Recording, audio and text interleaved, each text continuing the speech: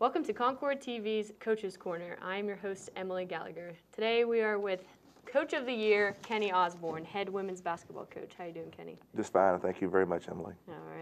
All right. This season was a record-breaking season with having Concord's most wins, 21, maybe even more, and Concord's highest finish in the WVIAC, which was second. As a coach, how did you feel on Saturday after the 86-56 win over Bluefield State to make Concord history? Well, I felt very good about our effort on Saturday. We played very well, got off to a great start. And then we were sitting there after the game, talking about the season, 21 wins, 18 conference wins, and the whole deal. But then Saturday night, we go home, there's a little bit of what ifs. We're one field goal away from winning the conference championship. And I probably shouldn't have done that, but at least I got out of here to do it. But in the overall realm of things, again, anytime you can get 20 wins in college basketball, that puts you in the upper echelon of teams. And I'm very, very pleased with it. I know the kids are very happy with it. And again, we probably didn't have time to reflect now like we should. In a couple weeks when it's all said and done, we can really look back and say, what a great year we had. Will this excitement bring any momentum into the tournament play? I think so. We're on a 6-game winning streak right now, and again, we take what we've built on the last couple weeks and then the whole season and try to keep our momentum going because, tournament's a new game. Anything can happen come tournament time, and we talked about that yesterday in practice, so now, again, we just got to be ready to go and try to extend our win streak and keep on rewriting history books. What were the players' reactions to this historic season? Well, I think, again, they enjoyed it. I think our 4 seniors saw that their career was coming to an end and saw that we had a chance to make history. And, again, good things happened. And, Anna Truckley and Holly Bibb, Kamisha Alexander and Jolisa Brown, they really stepped up and led us and made sure that everybody stayed focused. And, I think they really relished the idea of what they have done. And again, I think even as a player that's going to take a couple weeks after the season, sit back and goes, boy, we really did that. And again, that should give the younger ones something to build on for next year and future teams. All right, let's talk a little bit about the season. Within a week, at the end of January, beginning of February, you lost to West Liberty by 1. A few days later, you lose to Westland by 2, and then Shepherd by 7. I mean, after those tough losses, you won out the regular season with a 6-game win streak. How did the team overcome that week where it seemed like you just couldn't catch a break? Well, I think the best thing happened to us, our next game was on the road. And it was one of those games where you have to leave and eat a pregame meal on the road. It was going to AB, so we had to eat in Flatwoods. That got us away from here. It wasn't like a home game. We had to hear more people talk about what's going on, what's wrong. And during that week, you also played West Liberty, who's traditionally one of the best teams in the conference. You played Wesleyan, who won the regular season. Shepherd finished 4th, so you played good teams. But getting away from campus about 10:30 that day, I think, helped so much, and a chance to go to AB, get to win. I mean, it was a little bit of a struggle. AB's a good team. But I think getting away from campus, playing that next game helped so much. Then we got to come back home with High Valley and Glenville, and things got on a roll from there. All right. The conference this year was very competitive. A lot of games were won within the final minutes. Fairmont State even the final second. How are you preparing to meet these tough teams in tournament? Well, hopefully you did all that in October, November, December, January. You prepare for your tournament as the whole season goes along. And, we practice all those situations in practice, late game situations. Jamie and myself will come up, a minute and a half to go, you're up 4, 2 timeouts, and, play with scenario out. But again, you prepare for your tournament throughout the season. So hopefully, those 2 one-point losses, whether the Wesleyan and West Liberty games and the Fairmont win, all those will help us in tournament play if we get close to a game. Hopefully, Emily, the game will be over. It will be about 15 with about 2 to go, and I can actually breathe and relax a little bit. But hopefully we're prepared for the close games as it should become tournament play. All right.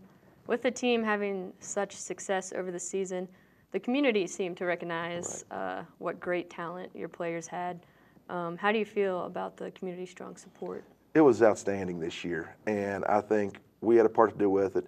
And I don't only think that, but our men's program. The success they had. Kent's done a great job in his first year, and I think Saturday was a true testament to that.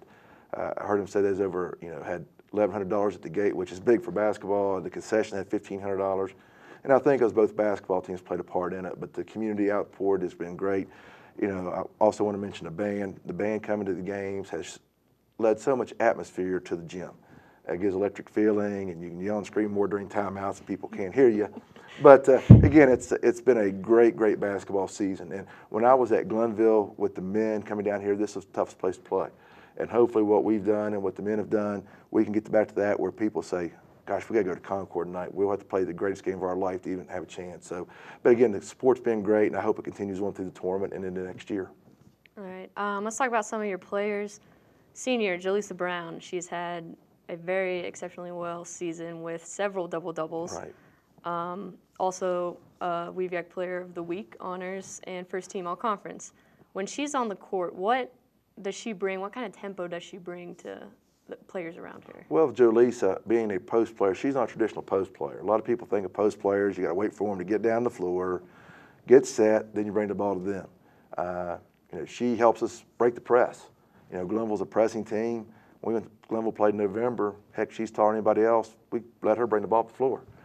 She can throw over the press, and I think she still had 25 that night and 15 rebounds or whatever it was. But Jo just brings so much because wherever she's at, 17 feet in, they got to honor her. So again, she's just an outstanding player. I feel bad for her. She did not get the Player of the Year, but as I told her yesterday, 21 wins is a heck of a feat. That's the most important thing is, again, the wins. But again, she can go inside, she can go outside, she can handle the ball. She's even shown me in practice she can hit threes. She's not shot any games yet, but she can even do that if it came down to it.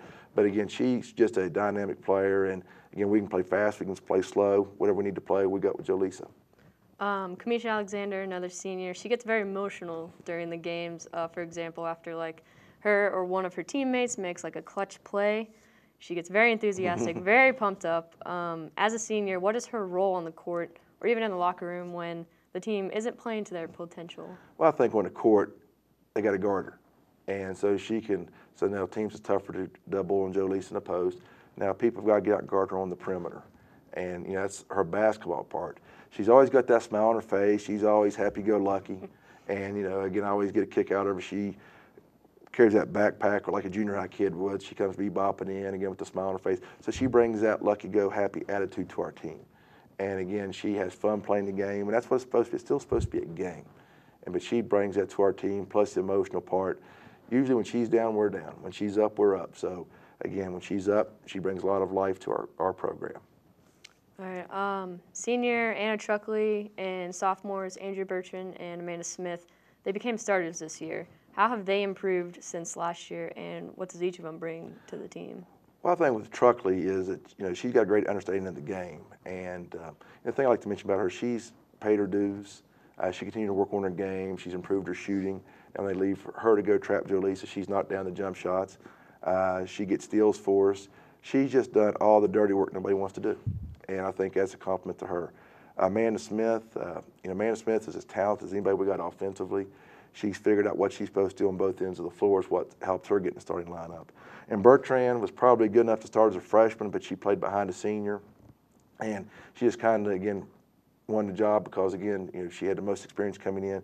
But without Bertrand, we don't win 21 games. I know a lot of people told me back 1st of January, said, everybody thinks it's going to be Jaleesa and commission for your keys. It's going to be Bertrand. And there's no doubt they were right. She feeds off Jaleesa very well. Again, Bertrand's a very, very good player. And, I only expect her to get better for us in the next couple of years. Mm-hmm. Well, every team has those one or two players that bring positivity every time they come to practice, every time they come to the game, no matter what. Who would you say plays that role on your team? Well, Emily, I think we have two. Katie Somerville is a team clown. She keeps everybody really loose. In fact, senior day, she sang a song to her seniors, and everybody cracked up. But she keeps everybody loose in that part of it. And everybody, again, laughs at Katie, and Katie has a good time with it. The other player, there's no doubt in my mind, is Ashley Brown. Ashley, we cannot have good practice. Ashley plays so hard. Like if trainers got to hold her out a day, we don't practice as well. On Wednesday, she's got a class that runs till 3:50, so she's 20 minutes late getting here. We're 20 minutes luggage till Ashley shows up. So again, with Ashley's play on the floor, her hard work, her intensity on and off the floor, making everybody else better, and Katie's just being the team clown, team, that type of thing. Those two right there mean so much to our team. You can't put a so-called price value on Ashley Brown and Katie Somerville. All right. Well, you got tournament this week. You start in the number 2 spot, and you play Wheeling Jesuit at home for the first round. What are you going to tell your girls before the game to get their mindset for the meeting of Wheeling for the 3rd time? Everybody's 0-0. That's no analogy. You hear the people on TV talk about it. You know, tournament time, anything can happen. You know, they have everything to gain, nothing to lose coming in here. We've got a lot of stuff to lose. So again, we got to be focused on what's at hand. Plus, you know, again, talking about rewriting history. You know, we got a chance to get the 22nd win, set the school record, advance in tournament play. And I don't know, faculty want to hear this. I said, take care of business tonight. You bought yourself out a couple of days of school. Take care of the next game. You bought your whole week off from school. So again, I use everything I can in layman's terms to get them focused. You know, the old analogy, you can't beat someone 3 times. Well, last year we beat state 3 times in the tournament. It can be done. It's a little harder to do, but again, just the focused part of getting ready to play, not listening to outside sources, and I think we'll be okay. You had 1 day between the last game of the regular season and the first round of the tournament. Right.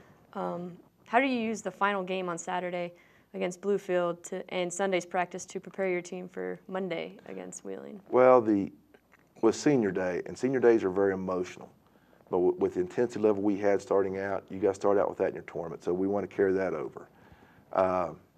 You know, one thing helped, we got everybody about 4 or 5 minutes against Bluefield State, so we got to rest Jolisa Brown, Kamisha Alexander, and some of them a little bit. You know, practice history, all we could do was shoot a little bit because you can't beat them up, and there's not a lot of things you can do this time of the season. So again, just the intensity level, and again, the mental part of it, what we wanted to use from Saturday to Monday and prepare for Wheeling tonight. All right. As a coach, do you have any pregame rituals that you do, superstitions? Yes, I do. When we have a weekday home game, we don't get to eat a pregame meal team together, playing at 5:30, kids and class schedules. I always like to go to Texas Steakhouse by myself and get the chopped steak dinner, plain, and French fries, salad with jalapeno ranch dressing, and unsweet tea.